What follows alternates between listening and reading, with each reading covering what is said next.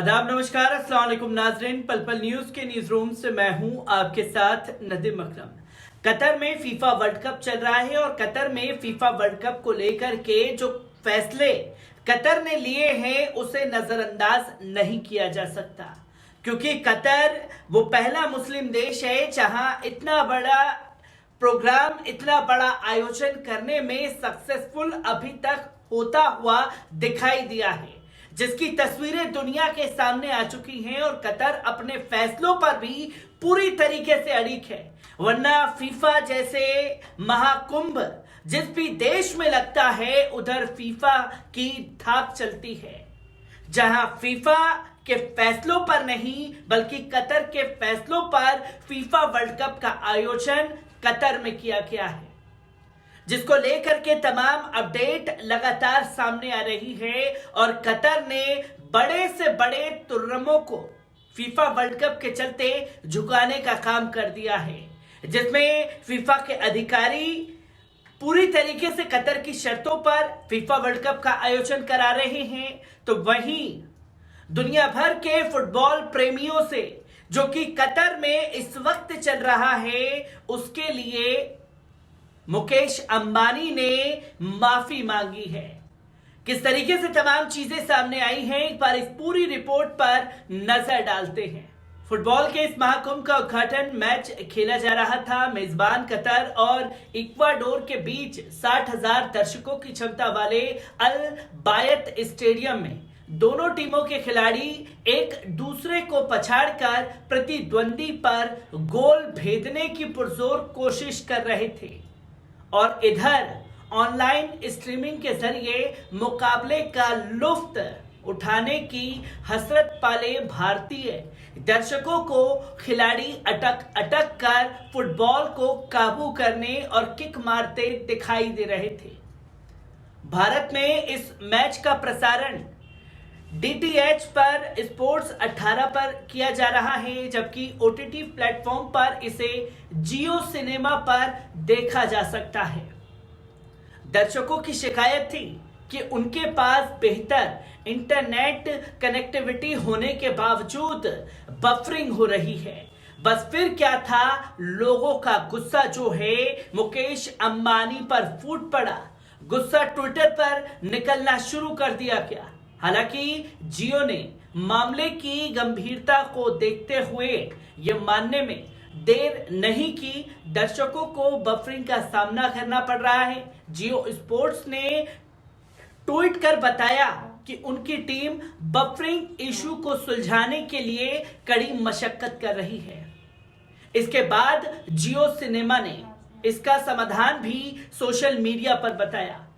जियो cinema ने tweet कर तमाम जानकारियां दी और हमको आपको बेहतरीन अनुभव फुटबॉल मैच देने के लिए लगातार काम कर रहे हैं, जिसमें हमें कामयाबी मिलेगी।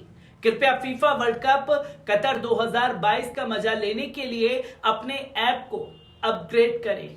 किसी तरह की असुविधा के लिए खेद है। इसके बाद भी कई यूजर्स ने बफरिंग में सुधार न होने की लगातार बातें कही। हालांकि कुछ का कहना था कि उनकी डिवाइस पर ऐप बेहतर काम कर रहा है। एक यूजर्स अनमोल थाइया ने तमाम चीजें जियो सिनेमा को लेकर के लिख दी, जहां शर्मनाक स्ट्रीमिंग में बहुत दिक्कतें हैं। मैं तो इस बार के फीफा वर्ल्ड कप के पहले 2 गोल भी नहीं देख पाया। काश इसकी स्ट्रीमिंग सोनी लिव ने की होती तो आज ये देखना ना पड़ता। तो वहीं जॉन मैथ्यू ने तंज किया, एलन मस्क, क्या आप जियो सिनेमा खरीद सकते हैं और उस शख्स को बर्खास्त कर सकते हैं जिसने फीफा वर्ल्ड कप का उद्घाटन समारोह पूरी तरीके से हम लोगों का बर्बाद कर दिया है। तो वहीं आशीष नामक एक यूजर्स ने लिखा कि इतनी बफरिंग कोड 2G और 3G में भी नहीं होती थी। उन्होंने ट्वीट किया, खिलाड़ी हिल नहीं रहे हैं, वे जियो सिनेमा की मेहरबानी से टेली प्रमोटिंग कर रहे हैं। एक और यूजर्स ने लिखा, 300 Mbps की स्पीड पर भी तस्वीर बार बार रुक रही है, बहुत बुरा अनुभव है। आपको बता दें कि सिर्फ कतर में चल रहे फीफा वर्ल्ड कप में मुकेश अंबानी ही नहीं बल्कि फीफा अधिकारी भी चुके हैं, जहां कतर की शर्तों पर फीफा वर्ल्ड कप का आयोजन वहां किया जा रहा है। दुनिया भर में इस समय फीफा वर्ल्ड कप का खुमार छाया हुआ है। कतर की मेजबानी में खेली जा रही इस स्पोर्टिंग इवेंट की जीतने की चर्चा इसके रोमांच की वजह से है, उससे भी कहीं ज्यादा इसके विवाद सुर्खियां बटोर रहे हैं। 32 टीमों के बीच फुटबॉल वर्ल्ड कप का बादशाह बनने की जंग के बीच कतर सरकार ने कई अनोखे और विवादित फैसलों ने फैंस को पूरी तरीके से हैरान कर दिया है। फीफा वर्ल्ड कप 2022 का आयोजन कतर की राजधानी दोहा के 8 स्टेडियमों में होगा, लेकिन इसे लेकर कई यूरोपीय और दक्षिण अमेरिकी देश कतर और उनसे नियम कायदों का विरोध कर रहे हैं। कतर के आयोजकों ने महिला दर्शकों पर कई तरह की पाबंदियां लगाई हैं, जिसको लेकर के दुनिया भर में मुखालफत कतर की हो रही है। महिला दर्शकों के लिए शर्त रखी गई है कि उनके कंधे और घुटनों से नीचे तक का हिस्सा कपड़ों से ढका रहना चाहिए। कतर मिडल ईस्ट का एक छोटा सा देश है, जिसका क्षेत्रफल 11,610 वर्ग किलोमीटर का ही है। क्षेत्रफल के मामले में यह भारत के उत्तर पूर्वी राज्य मेघालय से भी आधा है। कतर की आबादी मात्र 29,30,000 है।